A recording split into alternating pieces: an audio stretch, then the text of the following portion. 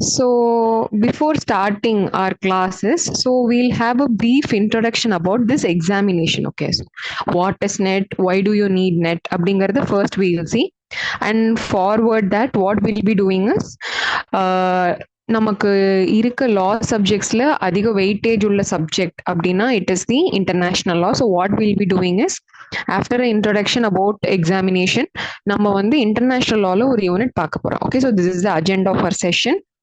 So nice meeting you guys. I hope we can start with our class right now.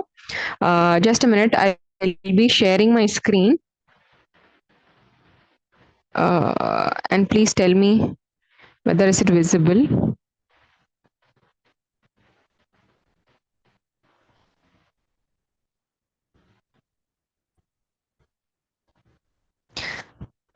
Yes, I hope my screen is visible right now.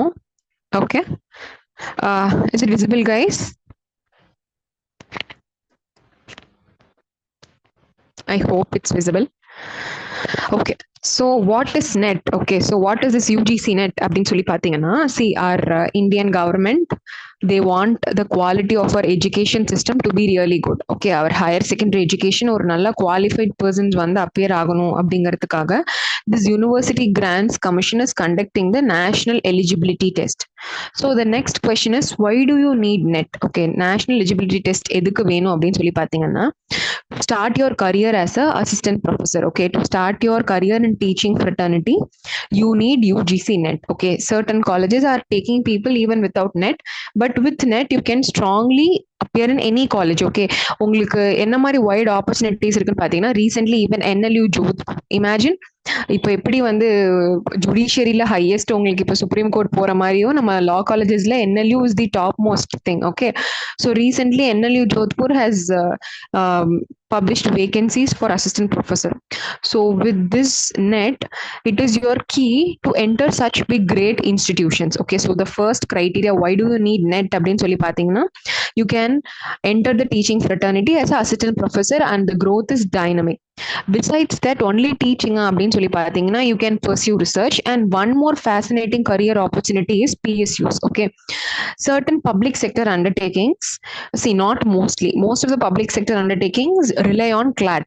Okay, CLAT PG marks will be taken, but certain PSUs with your net marks you can appear for. Okay, and also you can do your PhD. Okay, with PhD, what is the benefit? நான் net எழுதினாலே நான் assistant professor ஆயிடுவேனே, எனக்கு எதுக்கு net வேணும் அப்படிங்கிற question வந்துச்சுன்னா, see, I think you people are aware of that. Okay, after a few years of experience, you'll be promoted to associate professor and then professor, dean, vice chancellor level வரை நீங்க போலாம்.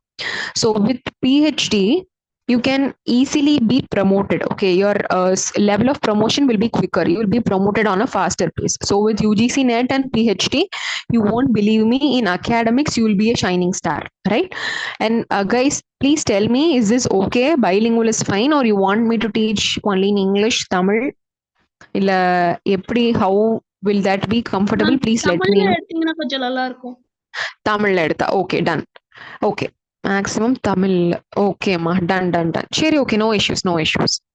வேற யாருக்காவது ஏதாவது problem இருக்கா? ஒருத்தங்க தமிழ் சொல்லியிருக்காங்க. வேற எனிபடி எல்ஸ்?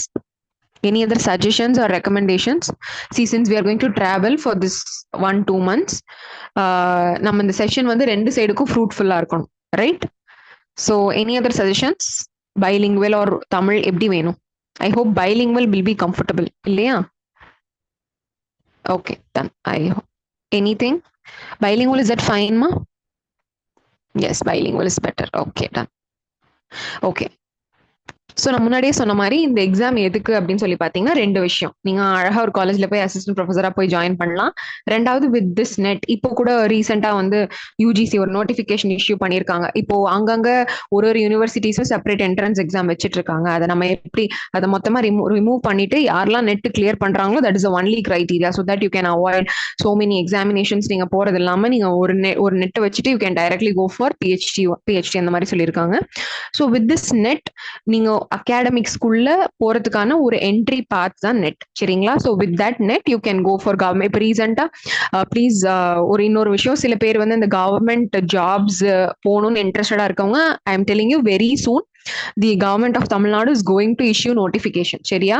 சீக்கிரமாவே வந்து கவர்மெண்ட் லா காலேஜஸ்க்கு அசிஸ்டன்ட் ப்ரொஃபசர்ஸ்க்கான நோட்டிஃபிகேஷன் வரப்போது. Possibly by this year end they'll issue the notification. So அதுக்கு முன்னாடி if you have this net in hand, you can sit relaxed. நீங்க காமன் கூலா you can go sit relaxed in a comfortable government job. Okay, so as I told you, why should you clear this examination பாத்தீங்கன்னா for two purposes. First, as an assistant professor you can join a private or government law colleges or any university. Okay, so universityங்கிறது நீங்க NLUs level கூட போலாம். So இப்போ மத்த legal கரியரை விட இந்த teaching career வந்து எப்படி உங்களுக்கு யூனிக்கா இருக்கு அப்படின்னு சொல்லி பாத்தீங்கன்னா, firstly you will have a work life balance. Okay, you can have time for your family. Okay, you will have your me time. But அது வந்து when you go for advocacy it might be a bit less. So when you come to teaching, it has a lot of work life balance, plus you will be paid a very decent salary. Even private government colleges, I need not tell you, அவங்க government colleges வந்து என்ன லெவல்ல பே பண்றாங்கிறது நான் சொல்லி உங்களுக்கு தெரிய வேணாம். To be honest, even private காலேஜஸ்ல கூட the scale of pay வந்து is really good. So in that way you will get financial ஒரு ஸ்டெபிலிட்டி உங்களுக்கு கிடைக்கும். ஸோ அடுத்து என்னன்னு பார்த்தீங்கன்னா, இந்த எக்ஸாம் கிளியர் பண்றதுனால அசிஸ்டன்ட் ப்ரொஃபசர் தவிர்த்து நீங்க JRF, ஓகே, ரெண்டு இருக்கு. Okay, it is UGC NET and JRF. So நீங்க நெட் மட்டும் கிளியர் பண்ணீங்கன்னா நீங்க அசிஸ்டன்ட் ப்ரொஃபஸரா you will be qualified. So அடுத்து ஃபர்தரா JRF அப்படின்னா என்னன்னு பார்த்தீங்கன்னா, it is junior research fellowship. So junior research fellowship அப்படிங்கிறது என்னன்னா, அந்த பேர்லேயே இருக்க மாதிரி it is a fellowship. Fellowship என்ன அப்படின்னா, உங்களுக்கு வந்து கவர்மெண்ட் ஃபண்ட் பண்ணுவாங்க. எதுக்கு ஃபண்ட் பண்ணுவாங்கன்னா, நீங்க ஒரு ரிசர்ச் கண்டக்ட் பண்றதுக்கு, நீங்க ஒரு பர்டிகுலர் டாபிக் லால் எடுத்து ரிசர்ச் கண்டக்ட் பண்றதுக்கு, ரிசர்ச் இன்ஸ்டிடியூஷன்ஸ்ல ஒர்க் பண்றதுக்கு JRF is mandatory. Okay, so இங்க என்னன்னு பாத்தீங்கன்னா, கவர்மெண்ட்டே, சென்ட்ரல் கவர்மெண்ட்டே உங்களுக்கு மாசம் மாசம் வந்து 15,000 to 30,000 வந்து ஸ்டைஃபண்டா கொடுப்பாங்க. ஆனா இதுல ஒரு சின்ன கேட்ச் என்ன இருக்கு அப்படின்னு சொல்லி பாத்தீங்கன்னா, நீங்க நெட்டு குவாலிஃபை பண்ணிட்டேன், JRF-ம் குவாலிஃபை பண்ணிட்டேன், நான் ஒரு காலேஜ்ல போய் அசிஸ்டன்ட் ப்ரொஃபஸரா ஜாயின் பண்ணிட்டேன், அதுக்கப்புறம் நான் JRF ஸ்டைஃபண்ட் வாங்க முடியுமான்னு கேட்டீங்கன்னா கிடையாது. சரியா? நீங்க அசிஸ்டன்ட் ப்ரொஃபஸரா ஜாயின் பண்ணிட்டீங்கன்னா உங்களுக்கு அந்த சேலரி மட்டும் தான். நீங்க எங்கேயும் ஜாயின் பண்ணல, அசிஸ்டன்ட் ப்ரொஃபஸரா ஜாயின் பண்ணாம நீங்க ரிசர்ச் ஸ்காலரா இருக்கீங்க அப்படின்னா உங்களுக்கு இந்த ஸ்டைஃபண்ட் கிடைக்கும். ஸோ வித் தட் ஸ்டைஃபண்ட் நீங்க உங்க ரிசர்ச்சும் ஃபர்தரா கண்டினியூ பண்ணலாம், உங்களுக்கு ஒரு ஃபினான்ஷியல் ஸ்டெபிலிட்டியும் இருக்கும். So this is introduction about the examination.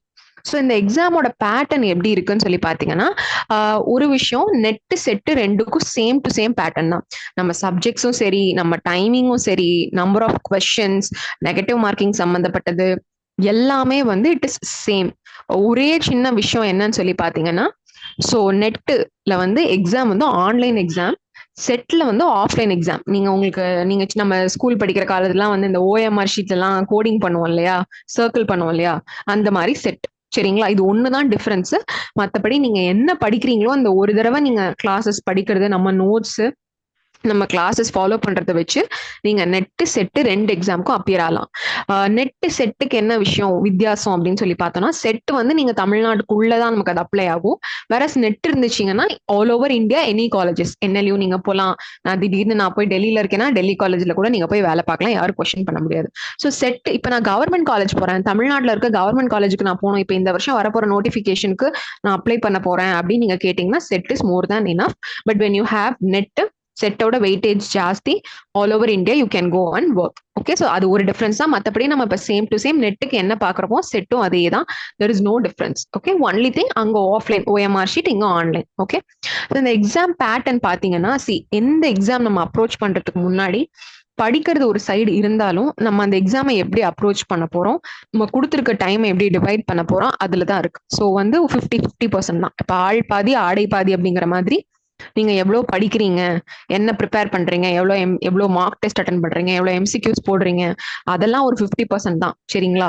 உங்களை இன்னொரு 50% தூக்கி விட போறது எது, அந்த எக்ஸாமை எந்த அளவு நீங்க புரிஞ்சுக்கிறீங்கிறது. இது வந்து நெட்டுக்குன்னு கிடையாது, எனி கவர்மெண்ட் எக்ஸாம். நீங்க என்ன கவர்மெண்ட் எக்ஸாம் எழுத போறீங்கனாலும் எந்த அளவுக்கு அந்த எக்ஸாமை ஆழமா நீங்க புரிஞ்சுட்டு இருக்கீங்க. சரிங்களா? அதுதான் அந்த 50%. ஸோ இந்த எக்ஸாம்ல ரொம்ப சின்ன சிம்பிள் கிரைட்டீரியா தான். 3 மணி நேரம், 180 minutes, 150 questions. சரிங்களா? நம்ம கையில 180 minutes இருக்கு, 150 questions நம்ம கையில இருக்கு. சரிங்களா? ஸோ இந்த 3 மணி நேரத்துல we are going to have answer 150 questions பண்ண போறோம். ஸோ நம்ம எல்லாருக்குமே இது தெரிஞ்ச பேட்டர்னா 2 பேப்பர் இருக்கு. Okay, paper 1 and paper 2, right? So paper 1 என்ன அப்படின்னு சொல்லி பார்த்தீங்கன்னா, it is nothing but your general. ஒரு டீச்சரா நீங்க ஒரு அசிஸ்டன்ட் ப்ரொஃபஸரா போகும்போது உங்களுக்கு சில காமன் சென்சஸ், சில விஷயங்கள் எதிர்பார்ப்பாங்கல்ல. ஒரு கம்ப்யூட்டர் ஆப்ரேட் பண்ண தெரியுதா, பசங்களை சமாளிக்க தெரியுதா, ஓகே, உங்களுக்கு வந்து பேசிக்கா ரிசர்ச் பத்தின நாலேஜ் இருக்கா. ஸோ இந்த மாதிரி உள்ள விஷயங்கள் தான் பேப்பர் 1. ஸோ பேப்பர் 1ல என்னென்ன வரும்? Logical reasoning, mathematical reasoning, teaching aptitude, research, சரிங்களா, ஐசிடி, கம்ப்யூட்டர் டெக்னாலஜி, இது எல்லாமே பேசிக்கா உள்ள விஷயங்கள், இங்கிலீஷ், இந்த மாதிரி. ஸோ பேப்பர் 2 என்னன்னு, அந்த பேப்பர் 1 பாத்தீங்கன்னா கிட்டத்தட்ட ஒரு 86 சப்ஜெக்ட்ஸ் இருக்கு நெட்ல. அந்த எல்லா சப்ஜெக்ட்ஸ்க்கும் அது ஒரே கொஸ்டின் பேப்பர் தான், ஒரே காமன் சப்ஜெக்ட் தான். பேப்பர் 2 பாத்தீங்கன்னா உங்க ஸ்பெஷலிஸ்ட் பேப்பர், நமக்கு லா பேப்பர்.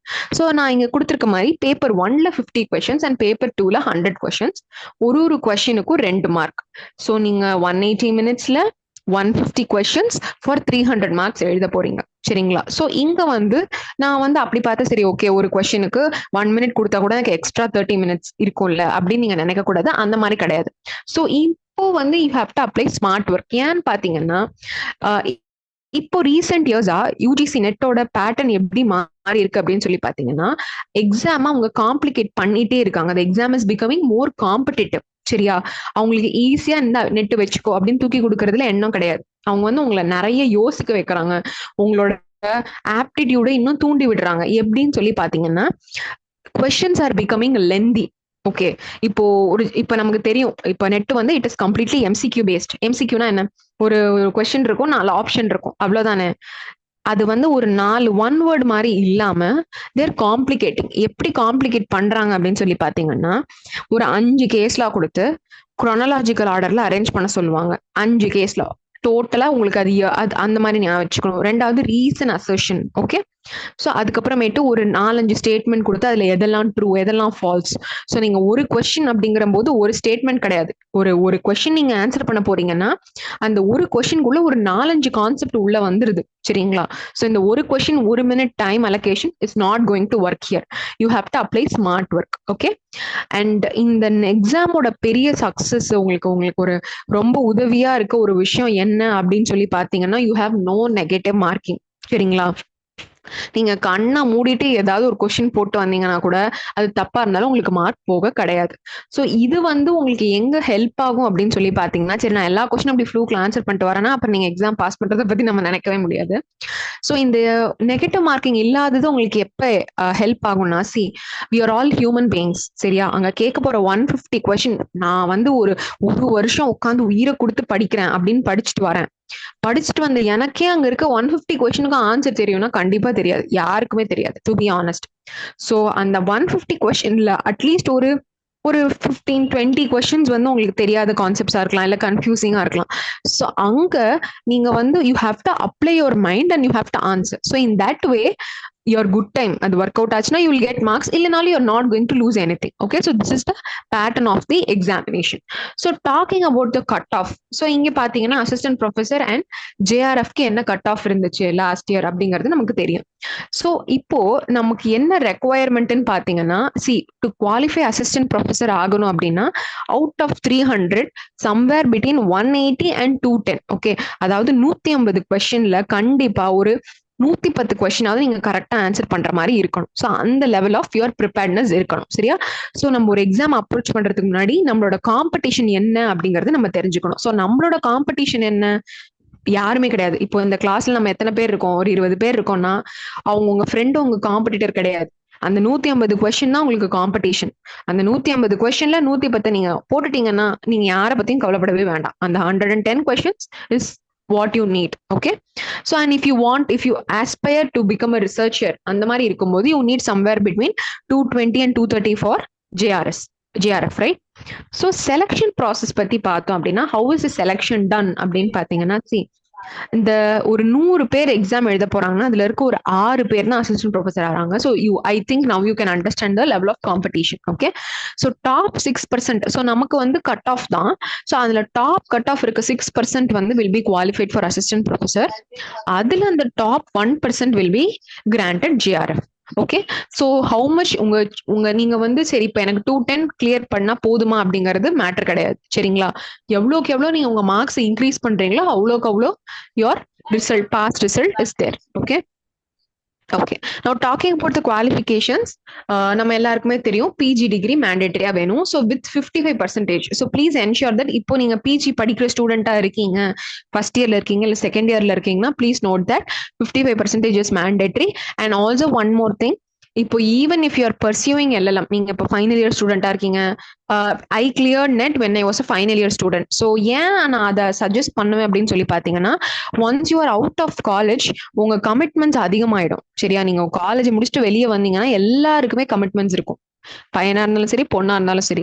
ஸோ உங்களுக்கு காலேஜ்ல இருக்கும்போது அந்த வாய்ப்பை கரெக்டா யூஸ் பண்ணிட்டு இப்போ உங்களுக்கு அந்த படிக்கிறதுக்கான முழு நேரம் சக்தி எல்லாம் இருக்கும். வெளியே வரும்போது டோட்டலா இட் வில் சேஞ்ச். சரியா, ஸோ இப்போ காலேஜ் ஸ்டூடெண்ட்ஸ் இருக்கிறவங்க கண்டிப்பா give your full time and energy for this examination and 55% is mandatory. Okay, so what are the this is all about the examination. So நம்ம என்னென்ன விஷயங்கள் ஃபோக்கஸ் பண்ணணும் அப்படின்னு சொல்லி பார்த்தீங்கன்னா, first point, give equal importance to paper 1 and 2.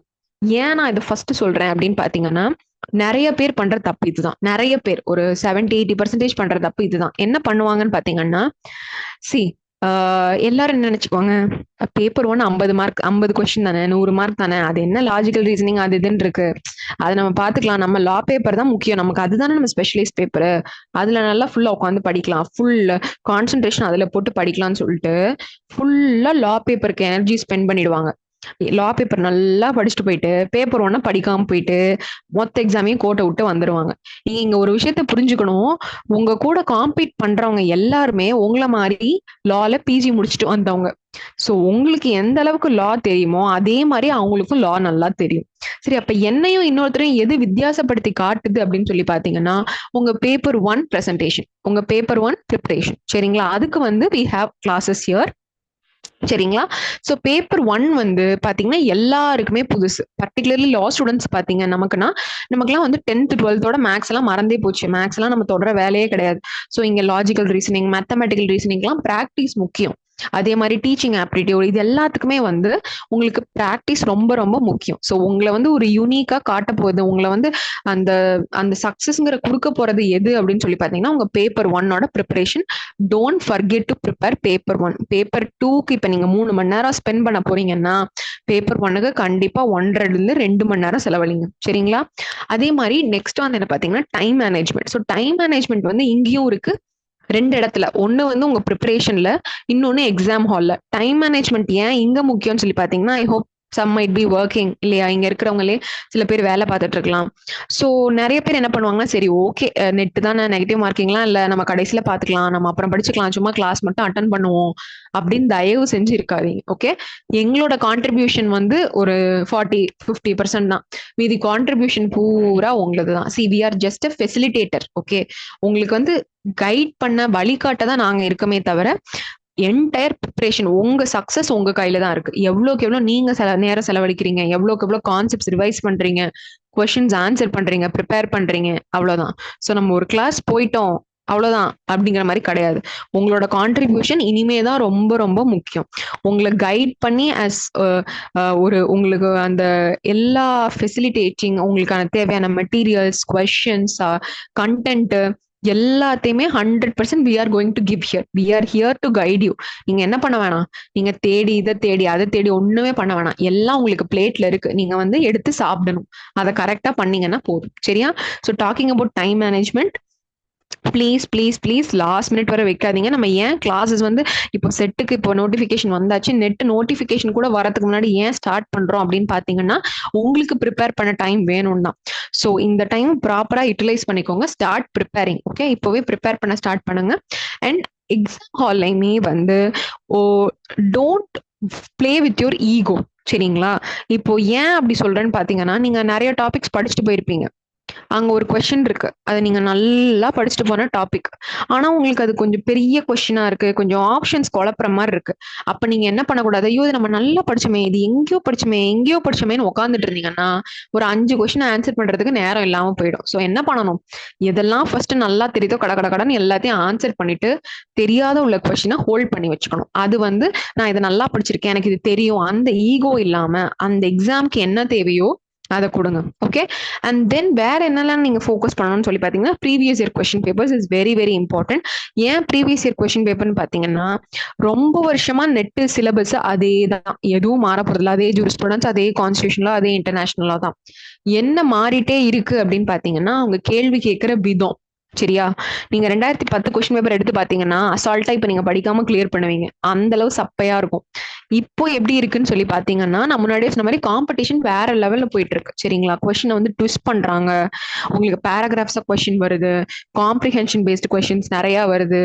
So உங்களுக்கு வந்து competition, அதாவது காம்ப்ளிகேஷன் ரொம்ப அதிகமாகுது. ஸோ நீங்க அதை எப்படி தெரிஞ்சுக்கலாம்னு பாத்தீங்கன்னா previous year question papers solve பண்ண உங்களுக்கு என்ன ஆகும், யூஜிசி நெட் என்ன மாதிரி கொஸ்டின் கேட்கறாங்க, எப்படி கொஸ்டின் கேட்கறாங்கிறது தானா உங்களுக்கு பழகிடும். ஸோ அதுக்கு ஏற்ற மாதிரி உங்க பிரெயின் டியூன் ஆயிடும். சரிங்களா, ஸோ நெக்ஸ்ட் என்னன்னு பாத்தீங்கன்னா, ஸோ இந்த மாதிரி ப்ரீவியஸ் இயர் கொஸ்டின்ஸ் நீங்க பார்க்கும்போது ரிப்பீட்டடா எந்த ஏரியால இருந்து கொஸ்டின்ஸ் நிறைய வந்திருக்குங்கிறது உங்களுக்கே தானா புரிய ஆரம்பிச்சிடும். Okay, so here we are showing every thing. Okay, நம்ம இங்க கிளாஸ்ல என்ன பண்ண போறோம், அந்த ரிப்பீட்டட் ஏரியாவை எடுத்து உங்களுக்கு நாங்க ப்ரெசென்ட் பண்ண போறோம்.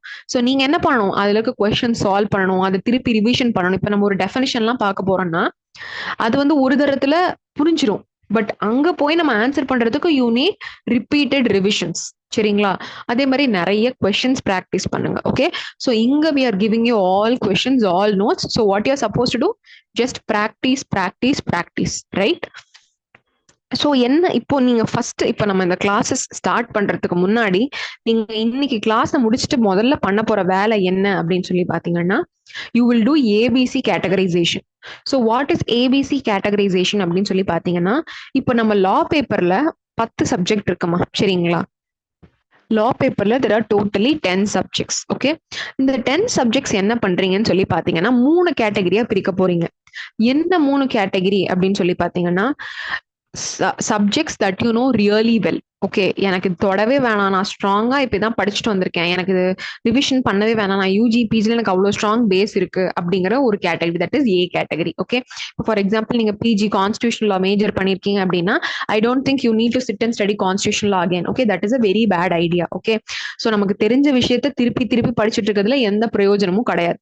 ஸோ அது ஒரு கேட்டகரைசேஷன். ஸோ பி என்ன அப்படின்னு சொல்லி பாத்தீங்கன்னா எனக்கு ஓரளவு தெரியும், ஆனா நான் இன்னும் கொஞ்சம் ரிவிஷன் பண்ணணும். ஃபார் எக்ஸாம்பிள் இப்போ ஃபேமிலி லா, கான்ட்ராக்ட்ஸ், இந்த மாதிரி சப்ஜெக்ட்ஸ் எடுத்துக்கிட்டீங்க அப்படின்னா ஓரளவு நம்ம எல்லாருக்குமே தெரியும், பட் யூ நீட் ரிவிஷன், கொஞ்சம் ப்ரஷ் அப் பண்ணணும். அது ஒரு லிஸ்ட். ஸோ சி கேட்டகரைசேஷன் என்ன அப்படின்னு சொல்லி பார்த்தீங்கன்னா totally new subjects. For example negotiable instruments act, company லா, இதெல்லாம் வந்து நம்ம அவ்வளவு தூரம் திரும்ப திரும்ப அப்ளை பண்ணியிருக்க மாட்டோம் நம்ம யூஜி பிஜியில். Okay, so understand until your major is corporate law. So நம்ம இதெல்லாம் லெஸ்ஸர் நோன் சப்ஜெக்ட்ஸ். ஸோ இதை வந்து கேட்டகரி சில போடுங்க. சரியா, இந்த ABC categorisation for each and every individual it will vary. Okay, எல்லாருக்குமே அதே கேட்டகரி இருக்காது. ஸோ நீங்க என்ன பண்றீங்க, உங்களுக்கு எந்த சப்ஜெக்ட் ஏ கேட்டகரி, எந்த சப்ஜெக்ட் பி கேட்டகரி, எந்த சப்ஜெக்ட் சி கேட்டகரிங்கிறத நீங்க ஃபர்ஸ்ட் கேட்டகரைஸ் பண்றீங்க. பண்ணிட்டு என்ன பண்றீங்கன்னு பாத்தீங்கன்னா ஏ கேட்டகரியில இருக்க சப்ஜெக்ட்ஸை don't give much time. Okay, maybe ஒரு நாளைக்கு ஒரு 15-20 மினிட்ஸ் படிக்கலாம். உங்க மெயின் ஃபோக்கஸ் எங்க இருக்கணும் அப்படின்னு சொல்லி பாத்தீங்கன்னா it is on the BNC category subjects, right? So BNC category சப்ஜெக்ட்ல உள்ள பாத்தீங்கன்னா பிஎன்சிக்கு எவ்ரிடே, லைக் ஃபார் எக்ஸாம்பிள் பிக்கு ஒரு 1 hour, சிக்கு ஒரு 1.5 hour. ஓகே, டெய்லி ஒரு 2.5 hours இந்த சப்ஜெக்ட்ஸ்க்கு கண்டிப்பா நீங்க கொடுக்குறீங்க. சரிங்களா, ஸோ அக்கார்டிங்லி நீங்க இப்போ ஒர்க்கிங் ப்ரொஃபஷனலா இருக்கலாம், இல்ல ஸ்டூடெண்டா இருக்கலாம், உங்களுக்கு இருக்க டைம்க்கு ஏற்ற மாதிரி you prepare a time table. Okay, this is very important guys. இப்போ இது ஜோக்கா இருக்கலாம், என்னத்த டைம் டேபிள் போட்டு அதெல்லாம் படிச்சுக்கலாம், டைம் இருக்கும்போது படிச்சுக்கலாம், தயவு செஞ்சு இதை பண்ணாதீங்க. நம்ம ஒரு எக்ஸாம்க்கு ப்ரிப்பேர் பண்றோம் அப்படிங்கிற போது discipline is very important. Okay, discipline is very very important.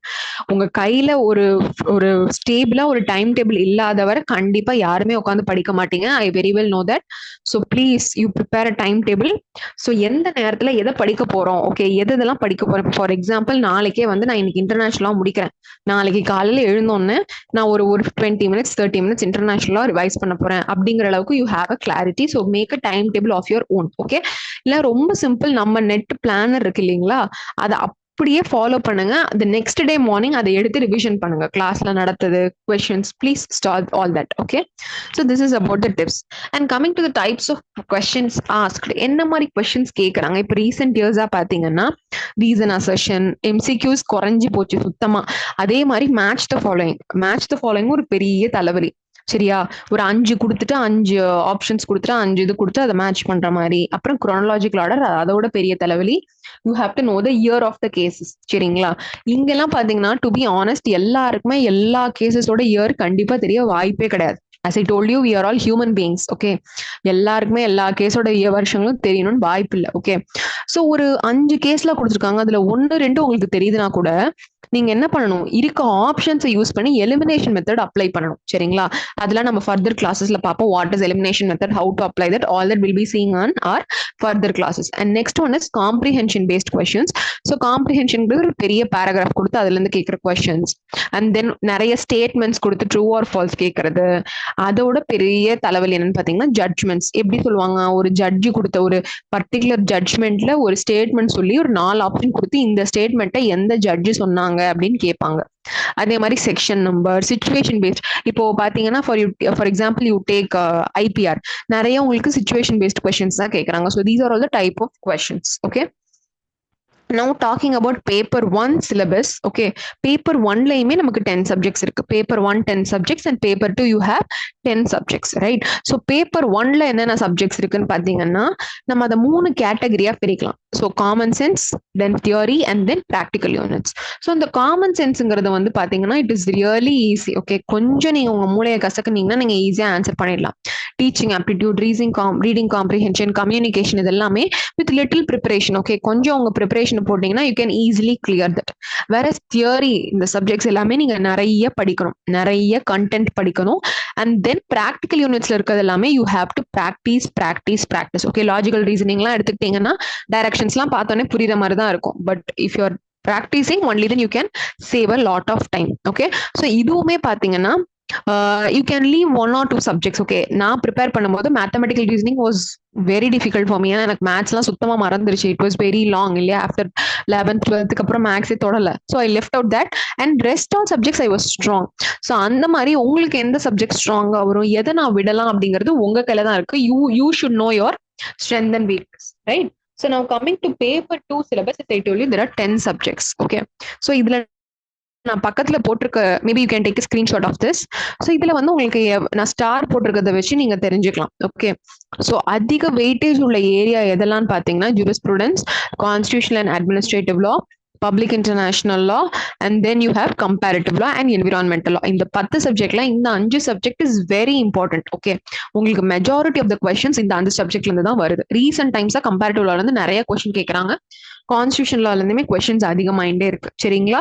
So இந்த 5 யூனிட்ஸ் இஸ் வெரி இம்பார்ட்டன்ட். அது போக மீதி இருக்க சப்ஜெக்ட் பாத்தீங்கன்னா like crimes, torts, you have commercial laws, family law, IPR, இதுல எல்லாமே இருக்கு. இப்போ அதே மாதிரி ஐபிஆர்லயுமே கொஸ்டின்ஸ் நிறைய இருக்கு. ஸோ மற்ற சப்ஜெக்ட்ஸ்ல இருந்து மாடரேட்டா கொஸ்டின்ஸ் வரும். ஸோ நம்ம அதிகமா ஃபோக்கஸ் பண்ண வேண்டியது இந்த சப்ஜெக்ட்ஸ் தான்: juris, consti, international law, environmental law and comparative law. So நம்ம இந்த பேட்டர்ன்ல தான் நம்ம நெட் பிளானர் இருக்கு. ஸோ நீங்க நம்ம கிளாஸஸை ப்ராப்பரா ஃபாலோ பண்றீங்க, கிளாஸஸ் உள்ள நோட்ஸை ஃபாலோ பண்றீங்கன்னா it is more than enough, right? Now coming to the next thing to conclude this portion. okay, so நீங்க என்ன பண்றீங்கன்னா once this class is over, do your ABC categorization. 2 previous year question, சரி 2 பண்ண எனக்கு time இல்லை அப்படின்னா at least ஒரு previous year question 2023 December question paper எடுத்து சால்வ் பண்ணுங்க. சரிங்களா? டைமர் வச்சுட்டு 3 மணி நேரம் டைமரை போட்டு கொஸ்டின் பேப்பரை வச்சுட்டு உட்காருங்க. உட்காந்துட்டு I will suggest even paper 1 கூட உங்களுக்கு இப்போ ப்ரிப்பரேஷன் கிடையாது. Once classes are done then you can go. Paper 2க்கு என்ன பண்றீங்க அப்படின்னா பேப்பர் 2 கொஸ்டின் பேப்பர் எடுத்துட்டு ஒரு 2 மணி நேரம் எடுத்துட்டு உட்காருங்க. உட்காந்து சால்வ் பண்ணுங்க. சரிங்களா? இப்படி சால்வ் பண்றதுனால உங்களுக்கு என்ன ஆகும்னு சொல்லி பாத்தீங்கன்னா நீங்க ஈஸியா ஏபிசி கேட்டகரைசேஷன் பண்ணலாம். எப்படி ஏபிசி பண்ணலாம் அப்படின்னு பாத்தீங்கன்னா நீங்க கொஸ்டின் பேப்பர் அட்டெம்ப்ட் பண்ற போது உங்களுக்கு சில கொஸ்டின்ஸ் வந்து இதுதான் அப்படின்னு டக்குன்னு ஆன்சர் பண்ணிட்டு வந்திருப்பீங்க. சில கொஸ்டின் வந்து இதுவா இருக்குமோ அதுவா இருக்குமோ அப்படின்னு யோசிச்சு மார்க் பண்ணிருப்பீங்க. சில கொஸ்டின் எதையோ நான் போட்டுடுவோம் அப்படின்னு போடுவீங்க. ஸோ நீங்க உங்களுக்கு நல்லா தெரிஞ்ச கொஸ்டின் தான் ஏ கேட்டகரி, இப்படியா அப்படியான்னு யோசிச்சு போட்டதான் பி கேட்டகரி, ஃப்ளூக்ல அடிச்சு விட்டதான் சி கேட்டகரி. ஸோ இப்படிதான் உங்க சப்ஜெக்ட்ஸை நீங்க பிரிச்சுக்கணும். சரியா? So it is just a ஸ்வாட் அனாலிசிஸ் மாதிரி தான். உங்களுக்கு எங்க ஸ்ட்ரென்த் எங்க வீக், எந்த சப்ஜெக்ட் நீங்க ஸ்ட்ராங்கா இருக்கீங்கிறத நீங்களே அனலைஸ் பண்ணிக்கிறது ரொம்ப யூஸ் ஆகும். Please don't take this light. Okay, கொஞ்சம் சீரியஸா எடுத்துட்டு இந்த வேலையை பண்ணுங்க. கிளாஸ் முடிஞ்சோடனே வேலையா போயிட்டு இந்த மாதிரி இதை கரெக்டா பிரிச்சுட்டு நீங்க எக்ஸாம் உட்காந்து அட்டன் பண்ணீங்க, நீங்க உட்காந்து எழுதுனீங்கன்னா உங்களுக்கே ஆட்டோமேட்டிக்கா எந்த சப்ஜெக்ட் நல்லா தெரியும், எது மாடரேட்டா தெரியுங்கிறது தெரிஞ்சிடும். So please do that. So as I told you, at the end of the day you have to work hard in the everyday preparation with your smart work in the examination. Okay, it will really help you. And one more thing, ஒரு விஷயத்த நீங்க நல்லா புரிஞ்சுக்கணும், சரியா? நெட்டை பொறுத்தவரை எவ்வளவு தூரம் நீங்க யாருமா அது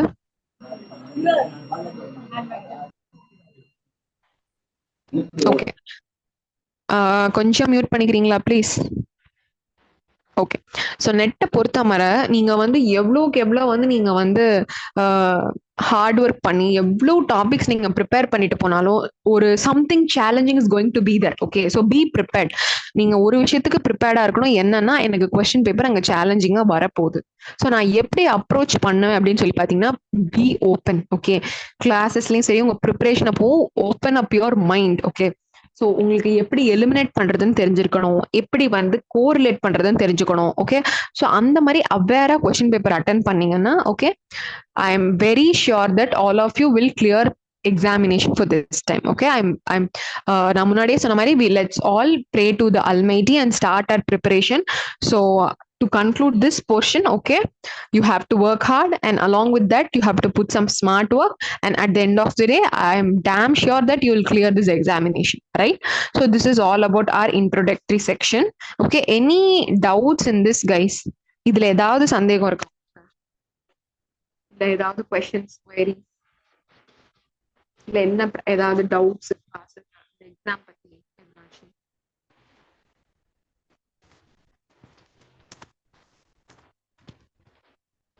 Yes, please.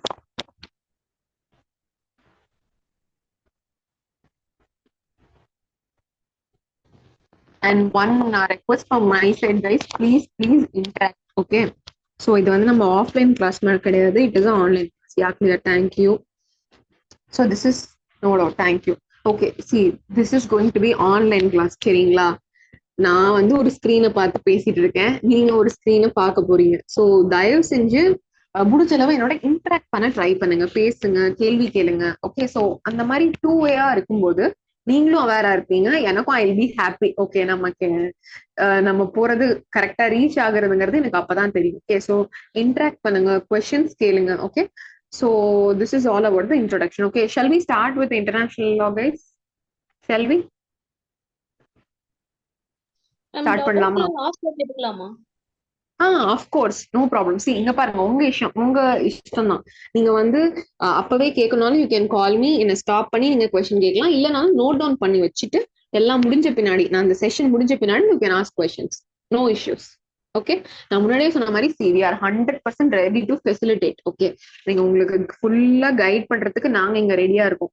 நீங்க என்ன பண்ணணும், நீங்க எஃபர்ட்ஸ் போடணும். சரியா? நிறைய பேர் பண்ற தப்பு அதுதான்.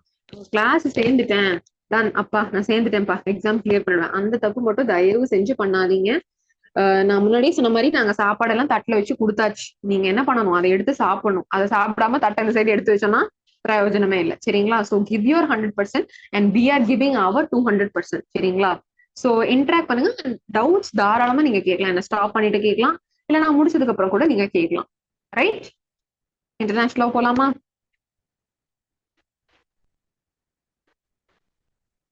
S yes yes. Okay, so yes.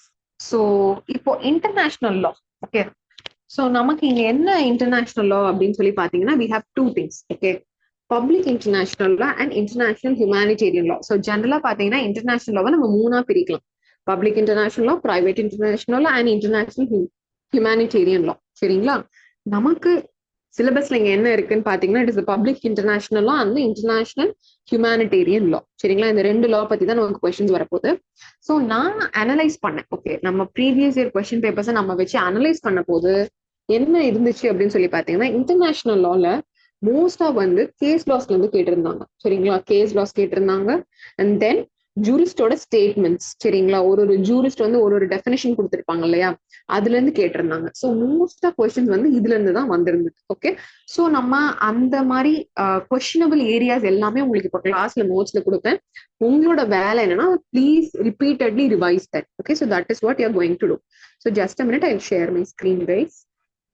So before going to that, okay, தயவு செஞ்சு எல்லாருமே ஒரு நோட்டும் ஒரு பென் எடுத்து வச்சுட்டு உட்காந்துக்கோங்க. சரியா? உங்களுக்கு நோட்ஸ் இருக்கும், பட் ஸ்டில் ஒரு பென் அண்ட் பேப்பரோட உட்காந்துக்கோங்க. எல்லாமே உங்க நோட்ஸ்ல இருக்கிறத விட சர்டன் திங்ஸ் நான் சொல்லும் போது நீங்க நோட் டவுன் பண்றது ஆழமா உங்க மனசுல பதிஞ்சிரும். சரியா? சோ அது அங்க எக்ஸாம்ல யூஸ் ஆகும்.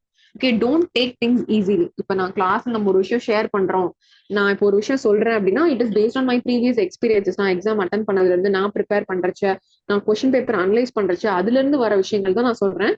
சோ அது வந்து தயவு செஞ்சு நீங்க நோட் டவுன் பண்ணிக்கோங்க. கண்டிப்பா உங்களுக்கு பின்னாடி யூஸ் ஆகும். சரிங்களா? So I share my screen. So இன்டர்நேஷனலா நான் ஒரு சப்ஜெக்ட் ஸ்டார்ட் பண்றதுக்கு முன்னாடியும் என்னென்ன கைண்ட் ஆஃப் கொஸ்டின்ஸ் அந்த சப்ஜெக்ட்ல இருந்து வருதுங்கிறத உங்களுக்கு நான் இன்டிமேட் பண்ணிடுறேன். ஸோ அதுக்கு ஏத்த மாதிரி நீங்க ப்ரிப்பேர் பண்ணலாம். சரிங்களா? ஸோ இன்டர்நேஷனல் லா பொறுத்தவரை எப்படி கொஸ்டின்ஸ் வருது அப்படின்னு சொல்லி பாத்தீங்கன்னா, as I told you earlier, case லாஸ்ல இருந்து கொஸ்டின்ஸ் கேக்குறாங்க. Okay, previous year case laws அதை வந்து குரோனாலஜிக்கல் ஆர்டர்ல அரேஞ்ச் பண்றது. சரியா? இல்ல மேட்ச் த ஃபாலோயிங், உங்களுக்கு டிஃப்ரெண்ட் கான்செப்ட்ஸ் இருக்கு. இப்போ for example recognition, nationality, domicile, இந்த மாதிரி கொடுத்து அந்த கேஸ் லாவோட மேட்ச் பண்றது. இல்ல வந்து ஒரு ஜூரிஸ்ட் வந்து இன்டர்நேஷனல் லா பத்தி என்ன சொல்லியிருக்காரு, இந்த மாதிரி விஷயங்கள் தான் கேக்குறாங்க. Okay, so now we start with international law. So first நம்ம will be seeing about evolution of international law. So international law அப்படின்னா என்ன அப்படின்னு சொல்லி பாத்தீங்கன்னா, it is nothing but the law of Nations. Okay, so it is nothing but law of nations. அதாவது India இருக்கு, பாகிஸ்தான் இருக்கு, China இருக்கு, ஸ்ரீலங்கா இருக்கு. ஓகே, இந்த 4 நாடும் ஒரு இடத்துல ஒண்ணு சேர்றாங்க அப்படின்னா அவங்க வந்து எப்படி நடந்துக்கணும், ஓகே, எதை பத்தி பேசுவாங்க, ஒரு விஷயத்த பத்தி பேசினாங்கன்னா அதை எப்படி கன்க்ளூட் பண்ணுவாங்க, அது எப்படி ஒரு அக்ரிமெண்ட் ஆக்குவாங்க, அதை எப்படி ஒரு டிக்ளரேஷன் ஆக்குவாங்க, இது எல்லாத்தையும் பத்தி பேச போறதுதான் என்ன, it is the public international law. So public international is nothing but law of nations. இப்போ எப்படி ஐபிசி, சிபிசி, சிஆர்பிசி இண்டிவிஜுவல்ஸ்க்கு அப்ளை ஆகுதோ அதே மாதிரி law of nations is applicable to international actors. So இங்க இன்டர்நேஷனல் ஆக்டர்ஸ்னா யாரு அப்படின்னு சொல்லி பாத்தீங்கன்னா, ஸ்டேட்ஸ் மட்டும் கிடையாது, ஒரு நேஷன் மட்டும் கிடையாது. இப்போ வந்து இந்தியா, பாகிஸ்தான், ஸ்ரீலங்கா, அமெரிக்கா இவங்களுக்கு மட்டும் கிடையாது. ஈவன் த நான் ஸ்டேட் ஆக்டர்ஸ். நான் ஸ்டேட் ஆக்டர்ஸ்னா யாருன்னு பாத்தீங்கன்னா, யூஎன் எடுத்துக்கோங்க, டபிள்யூடிஓ எடுத்துக்கோங்க, ஹூ, சார்க், இந்த மாதிரி நான் ஸ்டேட் ஆக்டர்ஸையும் கவர்ன் பண்றதுதான் is nothing but the international law. It is also called as law of nations. சரியா? இந்த வேர்டை யாரு காயின் பண்ணா அப்படின்னு சொல்லி பாத்தீங்கன்னா, இட் இஸ் ஜெர்மி பென்தம் இந்த இயர் 1780. ஓகே, 1780ல ஜெர்மி பென்தம்ங்கிறவர் தான் இந்த லா ஆஃப் நேஷன்ஸ்ங்கிறத ஃபர்ஸ்ட் கொண்டு வந்திருக்காரு. Now someone tell me what is the famous theory of Jeremy Bentham? நம்ம இத காலேஜ்ல யூஜில படிச்சிருப்போம். ஜெர்மி பென்தமோட தியரி பேர் என்ன? ஐயோ, someone is telling that you cannot understand Tamil. Okay, I'll go bilingual. Okay. Okay, see, guys. Jeremy Bentham, okay, he propounded a theory. And what is it called? Jeremy Bentham கொண்டு வந்த theory பேர் என்னமா? ஜூரிஸ்ப்ரூடன்ஸ்ல படிச்சிருப்போம். Expositorial. Okay. Yes, it's theory of utility. Very good. Okay, it's the in the exposorial sensorial வந்து it is a classification. Okay, so அவர் கொடுத்த classification, அவரோட famous theory என்ன அப்படின்னு சொல்லி பாத்தீங்கன்னா, it is a theory of utility, right? So theory of utilityங்கிறது என்ன? greatest happiness of the greatest number. So this is how you are going to answer. சரியா? So இது வந்து you will be studying under jurisprudence. இதுதான் சொன்னேன், please open your mind. Okay, நீங்க ஒரு விஷயம் படிக்க போறீங்க அப்படின்னா பிளைண்டா வந்து அதை அந்த சப்ஜெக்ட் கூட மட்டும் ரிலேட் பண்ணாம எல்லா சப்ஜெக்ட் கூடயும் ரிலேட் பண்ணி படிக்க கத்துக்கோங்க. சரியா? ஸோ இந்த இன்டர்நேஷனல் லா அப்படிங்கிற வேர்டுக்கு லா ஆஃப் நேஷன்ஸ் முதல்ல இன்ட்ரடியூஸ் பண்ணி அந்த டேர்மை கொடுத்தவர் ஜெர்மி பென்தம் இந்த year 1780. So international law is nothing but law of nations. So இதுக்கு வந்து டிஃப்ரெண்ட் ஜூரிஸ்ட் வந்து டிஃப்ரெண்ட் டெஃபினிஷன்ஸ் கொடுத்துருக்காங்க. ஒருத்தரும் வந்து இன்டர்நேஷனல் லாக்கு ஒரு மீனிங் கொடுத்துருக்காங்க. ஓகே, ஸோ ஸ்டார்க் என்ன சொல்லியிருக்காரு அப்படின்னு சொல்லி பாத்தீங்கன்னா, it is a laws that bound to be followed by the states. Okay, ஒரு ஸ்டேட்டும் அவங்க ஒரு கட்டுப்பாட்டுக்குள்ள இருக்கணும்னு நினைக்கிறாங்களா? see, you have a boundary and that boundary is the international law. Okay, every state is given a boundary and that boundary is nothing but the international law. see, I have some waste. Okay, என்கிட்ட ஒரு nuclear waste இருக்கு and I have no right to go and dump that in the borders of Pakistan. Okay, so that is my boundary. So Stark is telling that this is international law. Okay, and then what Fenwick is telling அப்படின்னா பாத்தீங்கன்னா, see, all nations are forming a general community. Okay, எல்லா நேஷன்ஸும் ஒரு general community form பண்றாங்க. இந்த general கம்யூனிட்டியை govern பண்ற லா தான் international லா அப்படிங்கிறார்.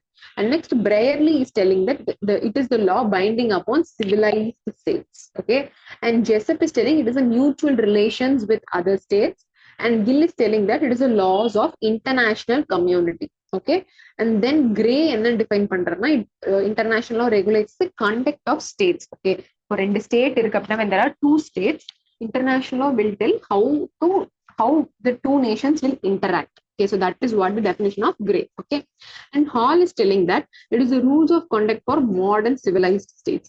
And according to Oppenheim, international law is a body of customary and conventional rules. Okay, so see, இங்கதான் நமக்கு காம்ப்ளிகேஷனே ஆரம்பிக்குது. இத்தனை பேரு இன்டர்நேஷனல் லாக்கு they've given these many definitions. Okay, so what is your duty? Create a keyword. Okay, for Fenwick na he's telling it to be a general law of general community. Okay, Brierley na binding upon civilized states. So இந்த மாதிரி ஒரு jurist சொன்ன definitions you are supposed to correlate and study, right? So this is your task, guys. Now உங்களுக்கான material ஸ்கிரீன்ல இருக்கு and your duty is just to revise things. Okay, so keep on revise. So இதெல்லாம் நீங்க எப்படி இப்போ என்ன பண்ணுவாங்க அப்படின்னு சொல்லி பாத்தீங்கன்னா ஒரு ஸ்டேட்மெண்ட் கொடுத்து இதுல ஒரு 4 ஆப்ஷன் கொடுத்து யார் வந்து இந்த ஸ்டேட்மெண்ட்டை கொடுத்துருக்கா அப்படின்னு சொல்லி கேட்டிருப்பாங்க. So your duty is just to revise these things and you have to answer. So see, the definition of international is not limited to this. Okay, you have so many other definitions as well. Now it is not possible for you to memorize all those definitions. Okay, so what you will do is you will study these things, and from the options given there you will eliminate the irrelevant one and find out the right option. So your point is study these things and you have to apply your mind when you're seeing a question. Okay, and now coming to the next aspect, see, what is the objective of international law? Why do we need international law? See, our entire globe has seen 2 world wars. Okay, you had World War I and World War II, and the losses of World War was magnificent. Okay, it was too much. Okay, so அந்த மாதிரி ஒரு world war வந்தா உலகம் இனிமே தாங்காது அப்படிங்கறதுக்காக நமக்கு கொண்டு வர வந்ததுதான் இந்த இன்டர்நேஷனல் லா. ஓகே, ஒரு பீஸ் அண்ட் செக்யூரிட்டி வந்து எல்லா நாடும் கோஆபரேஷன் பண்ணி இருக்கணும் அப்படிங்கறதுக்காக தான் we are having this international law. Okay, and talking about the nature of international law, it is very dynamic. Okay, so society எப்படி மாறிக்கிட்டே இருக்கோ அதே மாதிரி ஒரு நேஷனும் மாறிக்கிட்டே இருக்கு. சரியா? ஸோ அந்த மாதிரி ஒரு நேஷனும் மாற மாற இன்டர்நேஷனல் லாங்கிறது மாறிக்கிட்டே இருக்கு. So it is not easy to formulate a international law. Okay, see, for example you take League of Nations. Okay, World War I முடிஞ்சதுக்கு அப்புறம் League of Nations was formulated. Okay, but unfortunately it did not work out. அது வந்து fail ஆயிடுச்சு. ஏன்னா என்ன, society மாறிக்கிட்டே இருந்துச்சு. And then we got the United Nations Organisation and successfully till now it is working. Okay, and futureல United Nations organisation might fail. Okay, nobody will know. அதுவும் fail ஆகிறதுக்கான வாய்ப்புகளும் இருக்கு. அப்ப இன்னொரு பாடி வரும். So international is very dynamic in nature. Okay, and இங்க நமக்கு ஒரு இம்பார்ட்டன்டான கான்செப்ட் இருக்கு which is nothing but principle of reciprocity, and international law is purely based on principle of reciprocity. So what is reciprocity அப்படின்னு சொல்லி பாத்தீங்கன்னா, see, நான் இப்ப நீங்களும் நானும் ஃப்ரெண்டு. சரியா? நான் சொல்றது நீங்க கேட்பேன், ஐ மீன் நான் சொல்றது நீங்க கேட்பீங்க, நீங்க சொல்றது நான் கேட்பேன். So we are friends. Okay, so the same is principle of reciprocity. Okay, so for example India இருக்கு, யூஎஸ்ஏ இருக்குன்னு வச்சுக்கோங்களேன். இப்போ யூஎஸ்ஏ வந்து ஒரு ரூல்ஸ் அண்ட் ரெகுலேஷன்ஸ் கொண்டு வராங்க, அதை இந்தியா ஃபாலோ பண்ணுது. அதே மாதிரி இந்தியா ட்ரேடுக்கு ஒரு ரூல்ஸ் அண்ட் ரெகுலேஷன் வருது, அதை யூஎஸ்ஏ ஃபாலோ பண்ணதுன்னா this is principle of reciprocity. இப்போ ஃபார் எக்ஸாம்பிள் இந்தியா வந்து ட்ரேடுக்கு ஒரு ரெகுலேஷன் கொண்டு வராங்க, அதை யூஎஸ்ஏ ஃபாலோ பண்ணலன்னு வைங்களேன், ஆட்டோமேட்டிக்கா when USA is going to bring something, definitely India will show opposition to that. Okay, so ஒரு இன்டர்நேஷனலா சக்சஸ் ஆகணும். இப்போ யுனைடெட் நேஷன் ஆர்கனைசேஷன்ல நம்ம வந்து ஒரு அப்போ அன்ஆர்கனைஸ்டு லேபரை அபாலிஷ் பண்றதுக்கு ஒரு டிக்ளரேஷன் கொண்டு வரோம்னு வச்சுக்கலாம். சரிங்களா? அது எப்போ சக்சஸ்ஃபுல் ஆகும், எல்லா நேஷனும் அதுக்கு ரெசிப்ரோகேட் பண்ணணும். சரிங்களா? எல்லா நேஷனும் அதை அப்ளை பண்ணும்போது தான் it will succeed. So international is purely based on principle of reciprocity. For example, you have this thing called double taxation avoidance agreement in tax, DTA ன்னு சொல்லுவாங்க. So according to this double taxation avoidance agreement, இப்போ for example இந்தியாவும் யூகேவும் இருக்காங்கன்னு வச்சுக்கோங்களேன். ரெண்டு கண்ட்ரியும் வந்து they are called as reciprocating territories. Reciprocating territories என்னன்னா, இப்போ ஒரு சிட்டிசன் வந்து இந்தியன் சிட்டிசன் யூகேல இன்கம் ஏர்ன் பண்றாரு அப்படின்னு சொல்லி பாத்தீங்கன்னா, அவர் எய்தர் ஒரு கண்ட்ரில டாக்ஸ் கட்டினா போதும். Okay, so in this way his tax burden will reduce. அந்த அந்த ரெண்டு நேஷனுக்கும் உள்ள ஒரு understanding. Okay, so this is principle of reciprocity. And what is article 253 அப்படின்னு சொல்லி பாத்தீங்கன்னா 253 of the Indian Constitution is talking about when a international law will become a law in India. Okay, நம்ம நிறைய இன்டர்நேஷனல் லா பாக்குறோம். அது எப்படி வந்து Indian லாஸா மாறுது அப்படின்னு சொல்லி பாத்தீங்கன்னா according to article 253 parliament will make a law. Okay, so இப்போ for example child marriage abolish பண்றதுக்கு யூஎன்ஓல ஒரு டிக்ளரேஷன் பாஸ் பண்றாங்கன்னா based on that a bill will be introduced in our Indian parliament according to article 253. In that way international law will become a law in India, right? And talking about the evolution of international law, so first thing the evolution எங்க ஆரம்பிச்சதுன்னு பாத்தீங்கன்னா it was in Greek. Okay, Greek people தான் இந்த international lava ஆரம்பிச்சாங்க. it was called as peace treaties. Okay, இப்போ ரெண்டு கண்ட்ரிக்கு நடுவுல ஒரு வார் வருது அப்படின்னா அதை செட்டில் டவுன் பண்றதுக்கு ஒரு பீஸ் அக்ரிமெண்ட் சைன் பண்ணுவாங்க. அதுக்கப்புறம் ஸ்லோவா இதுக்கு ஒரு ப்ராப்பர் ஃபார்முலேஷன் கொடுத்தது யாரு அப்படின்னு பாத்தீங்கன்னா it is Romans. Okay, so Roman எம்பையர்ல ஜஸ்ட் ஜென்டியம் அப்படிங்கிற டேர்ம் இருக்கு. ஸோ ஜஸ்ட் ஜென்டியம் அப்படின்னா என்னன்னா it is nothing but the law of the nations. Okay, so ஒரு ஃபாரினருக்கும் ரோமன் சிட்டிசனுக்கும் சம்பந்தப்பட்ட லாவா ஜஸ்ட் ஜென்டியம் அப்படின்னு சொல்லி சொன்னாங்க. ஸோ ஃபர்தர் வந்து இது யாரு டெவலப் பண்ணாங்க அப்படின்னு சொல்லி பாத்தீங்கன்னா it is Hugo Grotius who is the father of international law. Okay, அவர் வந்து இன்டர்நேஷனல் லாவை ரெண்டு ஸ்கூல்ஸா பிரிச்சார். Okay, so one is the naturalist school and the other is the positivist school. Okay, so this will be seen in further class further session.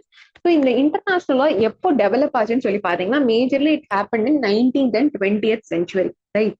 So in 19th centuryல இருந்து ஆரம்பிச்சோன்னா first it was the Congress of Vienna in 1815. Okay, so Congress of வியன்னால என்ன நடந்துச்சுன்னு பாத்தீங்கன்னா French ரெவல்யூஷனுக்கு அப்புறம் ஒரு வார் வந்துச்சு. சரிங்களா, அந்த வாரை வந்து நம்ம எப்படி ஸ்டாப் பண்றது அப்படின்னு கொண்டு வந்ததுதான் காங்கிரஸ் ஆஃப் வியன்னா. அடுத்து வந்தது பாத்தீங்கன்னா it is a Paris declaration இந்த இயர் 1856. ஸோ அப்ப பாத்தீங்கன்னா இப்போவுமே நம்ம என்டையர் குளோப்ல 3/4 is covered by water.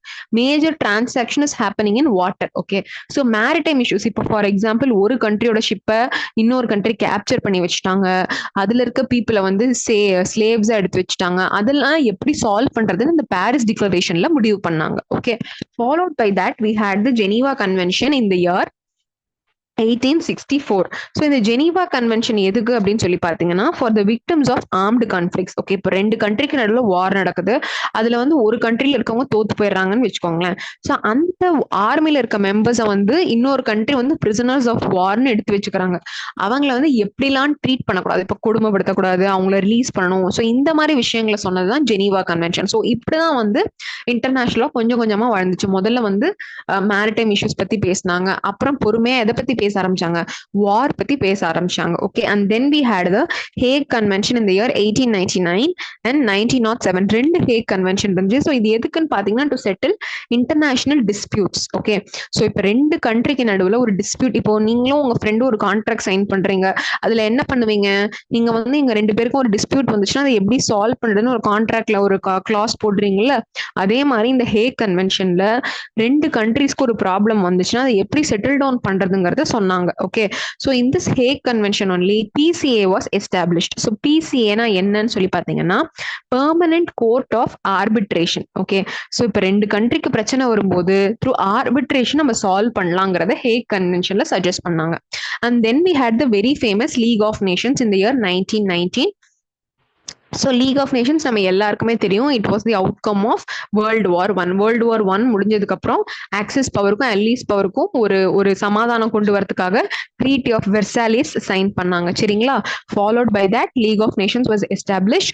And with league of nations இப்போ எப்படி வந்து நமக்கு யூஎன்ஓல ஐசிஜே இருக்கு பாத்தீங்களா, இன்டர்நேஷனல் கோர்ட் ஆஃப் ஜஸ்டிஸ், அதே மாதிரி லீக் ஆஃப் நேஷன்ஸ்ல பிசிஐஜே கொண்டு வந்தாங்க. So PCIJ is nothing but permanent court of international justice. Okay, so PCIJ is permanent court of international justice. Okay, so அடுத்து என்னன்னு பாத்தீங்கன்னா Locarno treaties. So Locarno treaties வந்து 1925 sign பண்ணாங்க. இது எதுக்குன்னு பாத்தீங்கன்னா யூரோப்ல ஜெர்மனி, பிரிட்டன், இட்டாலி இந்த கண்ட்ரிஸ்க்கெல்லாம் வந்து வார் நடந்துச்சு. சரிங்களா, அவங்களுக்கு வர டிஸ்பியூட்ஸ் எப்படி செட்டில் பண்றதுன்னு இதுல சொன்னாங்க. Followed by that we had Kellogg Briand pact. Okay, which is also called as pact of Paris. Okay, so இந்த பேக்ட் எதுக்கு அப்படின்னு சொல்லி பாத்தீங்கன்னா it was also talking about prevention of war. Okay, ரெண்டு கண்ட்ரிஸ் நடுவில் வார் வந்துச்சுன்னா அதை எப்படி ப்ரிவென்ட் பண்றது அப்படிங்கிற மாதிரி சொன்னாங்க. ஃபர்தரா லாஸ்டா வந்து we had UNO which was outcome of World War II. Okay, it was established in the year 1945 on 24th October. Okay, so can someone tell me how many member nations are there in UNO? How many member nations are there, ma?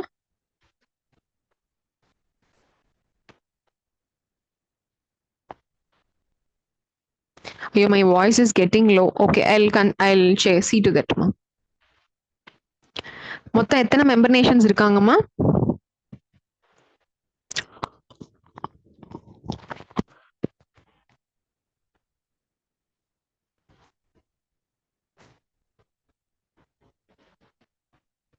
One 21. Yeah, some other answers?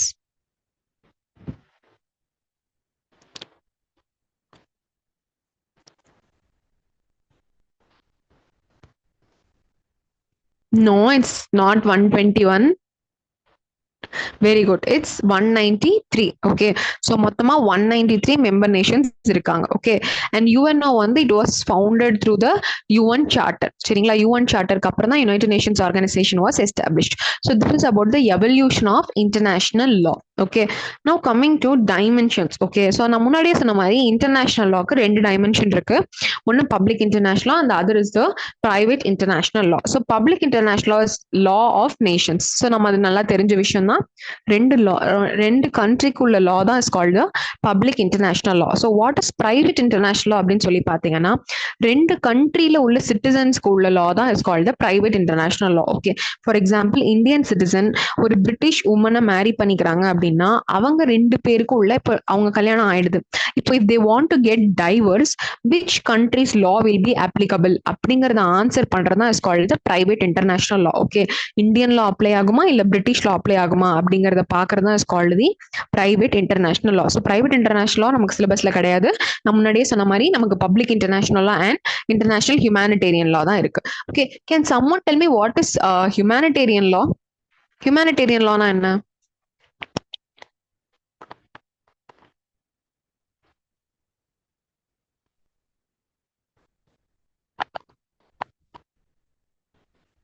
What is humanitarian law?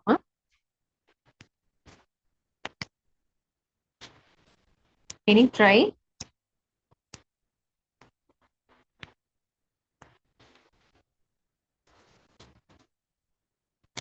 சரி, humanitarian law அப்படின்னா it is called the war law. Okay, ஒரு ரெண்டு நாட்டுக்கு நடுவுல ஒரு வார் நடக்குது அப்படின்னா அதை பத்தின லா தான் is called war law, humanitarian law. Okay, இப்போ ரெண்டு நாட்டுல இப்போ ஃபார் எக்ஸாம்பிள் என்னென்ன மாதிரி கண்டிஷன்ஸ் வரும், அதாவது சிவிலியன்ஸ் இருக்காங்க உங்களை, இப்ப நீங்க நான்லாம் civilians. Okay, we are all common people.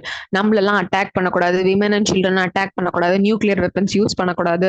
So இந்த மாதிரி அதே மாதிரி இப்போ யாராவது ஒருத்தர் பிரிசனர் ஆஃப் வாரா இருந்தாங்கன்னா அவங்கள எப்படி இது பண்ணணும், ஸோ இந்த மாதிரி விஷயங்கள்லாம் falling under international humanitarian law. So will be seeing that further. Okay, so international லாக்கு ரெண்டு முக்கியமான dimensions which is public and private international law. Okay, so the next question is international law a true law? Okay, can someone tell me whether international law is a true law? International law ஒரு lava கிடையாதா? Someone please tell me whether it is a law or no. And you have to substantiate me whether it is law or not. If it is a law, how? And if it is not a law, then how?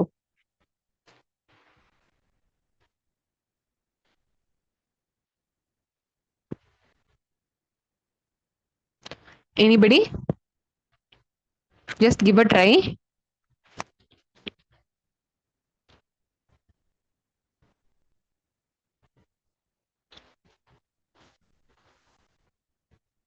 Okay. See, the point here is certain jurists are telling that it is a true law, and some other people are telling that no, it is not a true law. ஏன் அப்படின்னு சொல்லி பாத்தீங்கன்னா, see, you have IPC, right? And under IPC, if you are committing a murder, there is a punishment that you will be sentenced to imprisonment and also fine, something like that. Okay, now the question with international law is, if a country, okay, if it is going to fail okay, ஒரு டிக்ளரேஷனோ ஒரு அக்ரிமெண்ட்டோ sign பண்றாங்க. அந்த country அதை fulfil பண்ணாம போச்சுன்னா what can you do? Will you imprison that country, or how will you punish that country? Can someone tell me how can you punish a country? How can that be done? Okay, now comes the next question. What is law? Professor Hart, international law is law. Okay, I get you now. So Professor Hart வந்து international law is a law ன்னு சொல்றாங்க. Fine, great. Okay. See, Austin வந்து லாவை எப்படிமா define பண்ணியிருக்காரு? Law is the command of the sovereign, right? And it should be backed by what? Backed by? Yes, tell me guys. Please participate. Law is the command of the sovereign. It should be backed by? Backed by? Very good. Sanction. Nice. Okay. So law is the command of the sovereign. It should be backed by sanction, right? So இந்த சாங்ஷன்ங்கிறது என்னன்னா it is a punishment. So law அப்படின்னா அது எப்போ வந்து உண்மையிலேயே உங்களுக்கு யூஸ்ஃபுல்லா இருக்கும், when it will have its full impact அப்படின்னு பாத்தீங்கன்னா only when there is a sanction. Okay, if there is no sanction, there is no point of having that law. Okay, so certain like people like Austin, Hollandல என்ன சொல்றாங்கன்னா this is not a law because it is having no sanction. Okay, as I told you recently, இப்போ ஒரு country வந்து ஒரு international அக்ரிமெண்ட்டையோ டிக்ளரேஷனையோ breach பண்றாங்க அப்படின்னா you cannot punish them. Okay, அல்டிமேட்டா you can go for economic sanction. And even if that country is self sufficient, that economic sanction is of no use. Okay, so because of that ஒரு proper sanction இல்லை, ஒரு proper punishment இல்லை அப்படிங்கிறதுக்காக some people are telling it is not a law. Okay, see like Austin, Holland, Bentham, Brown இவங்கெல்லாம் என்ன சொல்றாங்க? It is not a law அப்படிங்கிறாங்க. Various Hall, Lawrence and Pollock are telling that no even international law is a law அப்படின்னு சொல்றாங்க. ஏன் அவங்க international லா ஒரு லா அப்படின்னு சொல்றாங்க அப்படின்னு பாத்தீங்கன்னா, C according to hall and Lawrence, okay, they are telling that see international law is made by a proper competent authority. Okay, let us say in UNO you are passing a declaration. Okay, you are passing a resolution.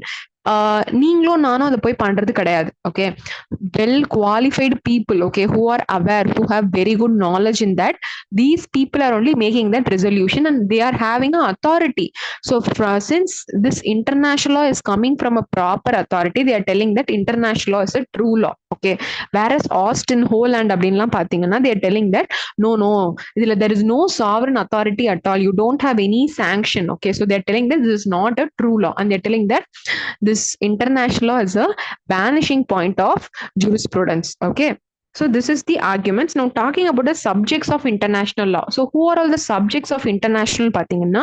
You have three different arguments for this. Okay, so according to Oppenheim, Corbett அப்படின்லாம் என்னன்னு பாத்தீங்கன்னா they are telling that state is the only subject of international law. Okay, இப்போ 193 Nations இருக்கு, மொத்தம் 195 countries India world லெவல்ல இருக்குன்னா இவங்கெல்லாம் தான் சப்ஜெக்ட்ஸ்ங்கிறாங்க.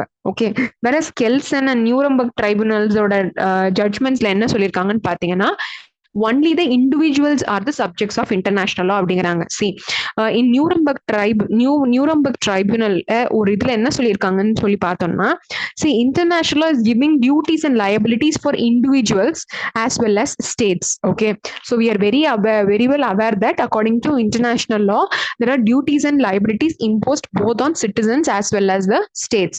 But at the end of the day, when there is a violation, who is being punished? Individuals or the states? It is only the individuals, right? So accordingly, since and the authority, longer authority is exercised only over citizens. Okay, so individuals are the subjects of international law சொல்லி Nuremberg ட்ரைபுனல்ல சொல்றாங்க. And finally, one other argument is that யாரெல்லாம் சப்ஜெக்ட்ஸ்னு பாத்தீங்கன்னா state, individuals and even non state entities are subjects of international சொல்றாங்க. So you take the recommendations of PCIJ, okay, permanent court of international justice. Okay, so இதுல வந்து Danzig railway officials case, please take down.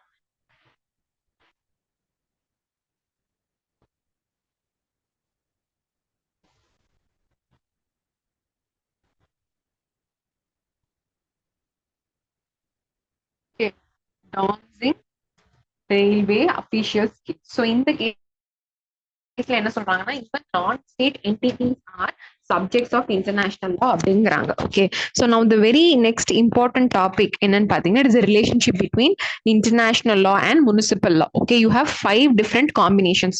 So the first one is dualistic. So I hope you know what is municipal law. Municipal law is nothing but a local law. Okay, now the laws of India is called as a municipal law. Okay, so first one is dualistic theory. So what is dualistic theory அப்படின்னு சொல்லி பாத்தீங்கன்னா according to dualistic theory, the argument என்னன்னு பாத்தீங்கன்னா international law is separate and municipal law is separate. Okay, there is no relation between that அப்படிங்கறதா is the dualistic theory. And in dualistic theory international law is inferior. Okay, இந்த theory படி என்ன சொல்றாங்கன்னு பாத்தீங்கன்னா local laws தான் வந்து superior law, international lawங்கிறது அதுக்கு inferior உள்ள ஒரு law அப்படின்னு சொல்லி சொல்றாங்க. And tribal and angularity are the chief exponents of dualistic theory. On the other hand, monistic theory என்னன்னு சொல்றாங்கன்னு பாத்தீங்கன்னா see international law municipal law வேற வேறலாம் கிடையாது, ரெண்டும் ஒண்ணுதான். Okay, it is both are same. Okay, there is nothing different between them. Okay, whatever is international is becoming municipal law and municipal law is being reflected in international law. So they are telling that according to monistic theory both are same. Okay, and here international law is said to be superior. Okay, and next one is transformation theory. What is transformation theory? According to article 253 நான் முன்னாடியே சொன்ன மாதிரி see ஒரு international law is being transformed into municipal law. So in that way international law is transformed into municipal law. So that is one kind of relation. And next one is delegation theory. So what is delegation theory அப்படின்னு சொல்லி பாத்தீங்கன்னா the power is delegated to the states. Okay, see you have so many international conventions, declarations, okay, all that. No doubt everything is transformed into local laws. But the point is எல்லா டிக்ளரேஷனும் local lava மாறுது, எல்லா டிக்ளரேஷனும் municipal lava மாறுதுன்னா கிடையாது. Okay, if the Indian government is desiring to convert a particular piece of international law into municipal law, only that is being transformed. So according to delegation theory, எந்த இன்டர்நேஷனலா municipal lava மாறணும் அப்படிங்கறத பவர்ஸ ஸ்டேட்ஸுக்கு delicate பண்ணிடுறாங்க. Okay, and finally specific adoption theory. So what is specific adoption theory அப்படின்னு சொல்லி பாத்தீங்கன்னா laws will be adopted by the states. Okay, international law இருந்தாலும் சரி municipal law இருந்தாலும் சரி states வந்து it will adopt it. Okay, so அதுதான் சொல்றாங்க.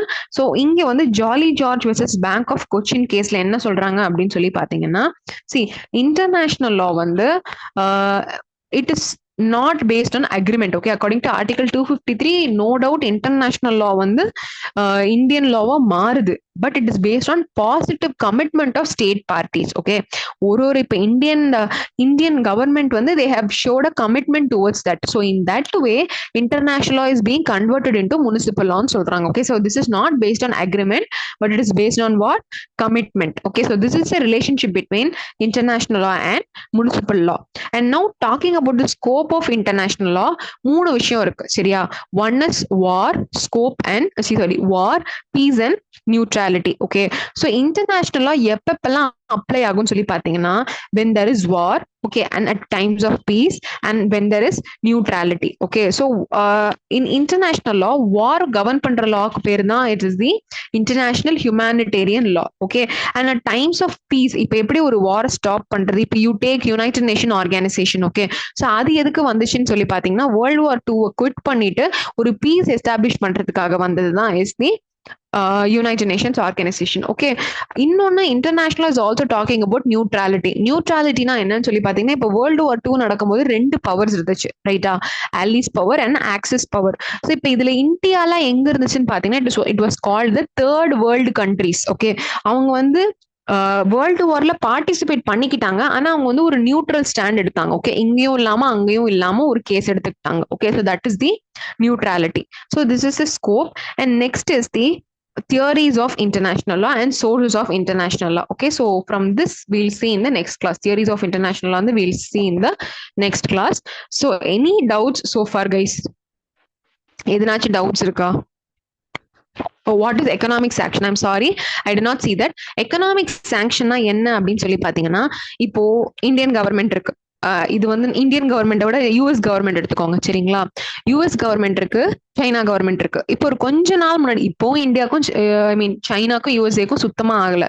நீங்க கொஞ்ச நாள் முன்னாடி இந்த நியூஸ் பேப்பர் ஆர்டிகல்ஸ் இதெல்லாம் பாத்தீங்கன்னா மாத்தி மாத்தி 2 பேரும் எக்கனாமிக் சாங்ஷன் போட்டாங்க. எப்படி எக்கனாமிக் சாங்ஷன் போட்டாங்கன்னு வைங்களேன். இப்போ சைனால இருந்து எலக்ட்ரானிக்ஸ் எல்லாம் யுஎஸ்ஏக்கு போகுதுன்னு வச்சுக்கலாம், எக்ஸ்போர்ட் பண்றாங்க. அப்ப என்ன தெரியுமா பண்ணும் யுஎஸ்ஏ? 60% டாக்ஸ் போடும். இல்ல என்ன பண்ணுவாங்க, இந்த மாதிரி சைனீஸ் ப்ராடக்ட்ஸ் வந்து எங்க கண்ட்ரிக்கு எக்ஸ்போர்ட் பண்ணக்கூடாது அப்படின்னு சொல்லுவாங்க. So that is economic sanction on China by USA. So China இதுக்கு சும்மா இருக்குமா? அவன் திருப்பி ரிவெஞ்ச் எடுப்பான். என்ன பண்ணுவான், இப்போ யூஎஸ்ஏல இருந்து எங்களுக்கு ஃபேப்ரிக்ஸ் வந்துச்சுன்னா you cannot export. Okay, so fabrics and other things cosmetics from USA will not be permitted. சைனாக்குள்ள இம்போர்ட் பண்ணக்கூடாதுன்னு ஒரு சாங்ஷன் போடுவான், ஒரு வந்து ஸ்டாப் பண்ணுவான். அதுதான் economic sanction. Economic sanction economy. Okay, இப்போ ஒரு நாட்டோட வளர்ச்சி எதை பொறுத்து இருக்கு, எக்ஸ்போர்ட் இம்போர்ட் பத்தி தான் இருக்கு. ஸோ அதை வந்து 2 நேஷனும் சண்டை போட்டுட்டு நிறுத்திக்கிறது தான் எக்கனாமிக் சாங்ஷன். ஸோ இன்டர்நேஷனல் லாவை பொறுத்தவரை அதிகபட்ச தண்டனை எதுன்னு பாத்தீங்கன்னா எக்கனாமிக் சாங்ஷன். சரிங்களா? அதுவுமே பிரச்சனை கிடையாது. இப்போ ஃபார் எக்ஸாம்பிள், இப்போ சைனா வந்து அமெரிக்கா வந்து சைனா கிட்ட நான் எலக்ட்ரானிக்ஸ் வாங்க மாட்டேன்னு சொன்னான்னு வைங்களேன், சைனாக்கு அதுல என்ன பிரச்சனை? யூஎஸ்ஏக்கு இம்போர்ட் பண்றதை எக்ஸ்போர்ட் பண்றதை நிறுத்திட்டு ஜப்பானுக்கு பண்ணுவான், இல்ல ஆப்பிரிக்காவுக்கு பண்ணுவான். அவனுக்கு அதை பத்தி எந்த பிரச்சனையும் கிடையாது. ஸோ அதனாலதான் என்ன ஆர்குமெண்ட் இருக்கு, இது ஒரு லாவே கிடையாது, இதுக்கு ஒரு சாங்ஷனே இல்ல, அப்ப இது எப்படி லாவா இருக்குங்கிற ஆர்குமெண்ட் வருது. Okay, I hope that is clear no, இல்லையா? இப்போ வேற ஏதாவது எனி அதர் கொஸ்டின்ஸ்னா please ask me. You can ask me if there is any questions.